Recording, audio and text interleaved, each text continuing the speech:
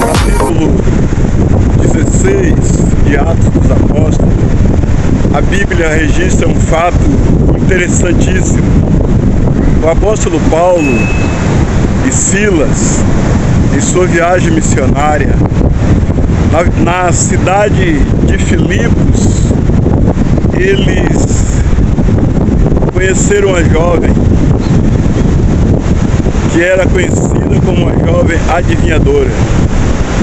E aquela jovem, através de adivinhação, ela proporcionava vários lucros para aqueles que exploravam o seu conhecimento, para aqueles que exploravam aquela jovem por conta daquele dom que ela possuía. E Paulo, conhecedor da verdade, conhecedor do mundo sobrenatural, aquilo que era impressionante para os homens daquela cidade, aquilo que era impressionante para muitas pessoas, que era adivinhar a vida das pessoas, muita gente, aquelas pessoas não sabiam o que estava por trás daquilo, pois o que estava por trás daquela cortina de fumaça, aparentemente boa, aparentemente um dom interessante, um dom proveitoso, era apenas uma ação maligna que mantinha aquela jovem escravizada por meio de um espírito maligno que a Bíblia diz que era espírito de adivinhação. E ao deparar com aquela jovem, Paulo, olhando para ela, vendo aquele espírito maligno naquela jovem, Paulo repreendeu aquele espírito e aquela jovem ficou sã. Como acontece às vezes com muita gente, existem pessoas que às vezes adivinham, às vezes até falam a respeito do futuro de pessoas e impressiona as pessoas ficam impressionadas, achando que aquela pessoa tem um dom muito importante, muito interessante, e há casos até que as pessoas idolatram gente desse tipo, ou seja, acha que aquilo ali é algo divino, algo de Deus, quando na realidade o que está por trás daquilo ali é um espírito de engano, um espírito maligno, para manter as pessoas presas, para manter as pessoas distantes da verdade, para manter as pessoas subjugadas ao erro, ao engano, considerando aquilo como sendo coisas de Deus, quando na realidade não é de Deus. E Paulo repreendeu o espírito que estava naquela moça, e aquela moça foi liberta. Essa ação de Paulo, pois a palavra de Deus diz que em nome de Jesus expulsaríamos demônios, aquela população se indignou, porque aquela moça era tida ali como uma pessoa muito importante, alguém que falava a verdade, alguém que falava acerca do futuro. Quando a Bíblia diz que as coisas encobertas, as coisas pertinentes ao futuro pertencem a Deus. E aí, por conta disso, Paulo sofreu uma retaliação muito grande. Levaram ao conhecimento daquele governador daquela província de Filipos, e Paulo e Silas foram presos. Mas aí vem agora um ponto muito importante desse acontecimento. Paulo na prisão, em vez de Paulo se lamentar, mas Silas se queixar, começar a reclamar, começar a churumingar diante de Deus: Deus, eu vim aqui fazer a tua obra e agora por conta disso eu estou aqui agora pagando uma prisão, simplesmente porque eu libertei uma mulher do poder das trevas, do poder maligno, de um espírito enganador de mentira que a mantinha cativa. Não, Paulo, ele e Silas começaram a cantar o cântico da gratidão. O louvor que Paulo e Silas cantavam na prisão, nós poderíamos chamar de o louvor da gratidão, porque a Bíblia diz: em tudo dai graças, porque essa é a vontade de Deus.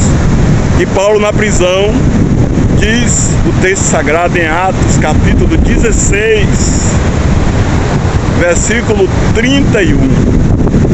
As cadeias que prendiam a Paulo caíram e eles foram libertos daquelas cadeias, daquela prisão. Eles foram libertos das algemas que os prendia. E aí o carcereiro foi lá olhar quem era responsável pelos presos.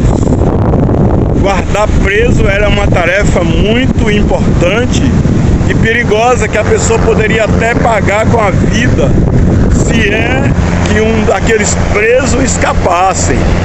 E aí quando aquele homem foi olhar a prisão, que viu a cela vazia, ele disse: pronto, eu estou morto, ai de mim que eu vou ser agora morto por conta da fuga desse prisioneiro. E aí Paulo, de dentro da prisão, de dentro da cela, Paulo disse: não te faças nenhum mal, pois aqui estamos todos nós. Mas a pergunta que aquele homem fez, a pergunta que o carcereiro fez de Filipe, talvez seja a pergunta que não quer calar na sua voz. Talvez seja a pergunta que dentro de você nunca conseguiu a resposta verdadeira. Você nunca conseguiu a resposta que satisfizesse plenamente. Talvez já te disseram que a salvação é por fazer caridade, a salvação é por fazer boas obras, a salvação é a pessoa praticar apenas o bem. É comum vermos pessoas que praticam o bem. Não, ali é aquele fulano, é do bem, é uma pessoa do bem. Fazer o bem não é algo que a pessoa mereça de Deus o favor, mereça de Deus o perdão. A Bíblia diz que a salvação é pela graça. Em Efésios 2, 8 e 9 diz: pela graça sois salvos por meio da fé, e isso não vem de vós, é dom de Deus, não vem das obras para que ninguém se glorie. Então Paulo estava ali e aquele homem fez a pergunta que não quer calar. Talvez essa seja a sua pergunta. Não sei qual é a idade que você tem, mas até hoje você já teve contatos com religiões diversas, com seitas, e ainda não conseguiu responder esta pergunta dentro de você. A pergunta dele foi, Atos 16, 31. Que farei para ser salvo? Que farei para ser salvo? Essa é a pergunta de milhões e milhões de pessoas pelo mundo afora. Até mesmo para aqueles que julgam ter encontrado a resposta e saber o caminho para a salvação. Mas dentro dele essa pergunta continua ecoando. Que farei para ser salvo?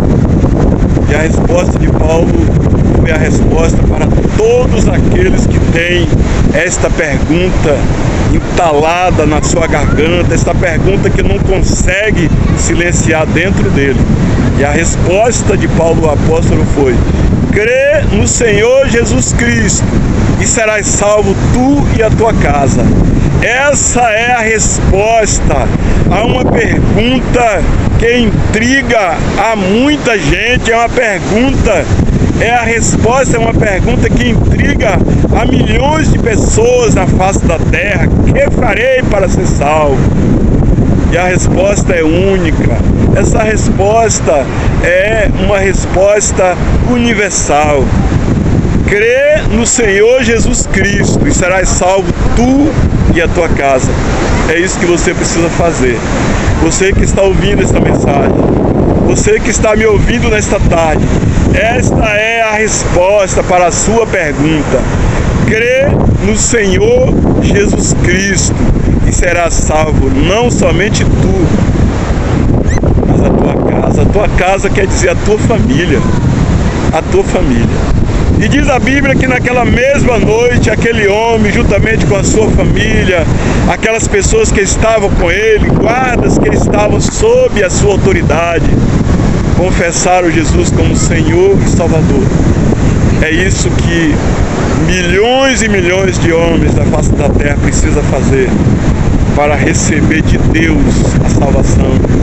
A salvação da alma, ela provém da confissão de Jesus Cristo como Senhor e Salvador. Confesse Jesus como teu Senhor e Salvador.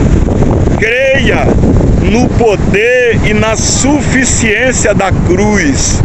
Creia no poder que emana da cruz do Calvário, pois Jesus, uma das suas últimas palavras ao morrer na cruz foi: consumada está a obra.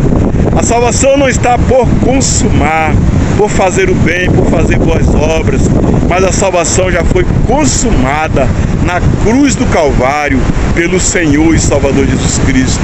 O perdão de Deus vem por meio do sacrifício de Jesus para todos aqueles que o confessam e que aceita o sacrifício da cruz como todo suficiente pela transgressão dos seus pecados. Queres fazer isso nesta tarde? Creia em Jesus Cristo e o confesse como seu Senhor e Salvador.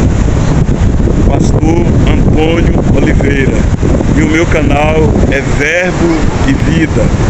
Deus em Cristo te abençoe.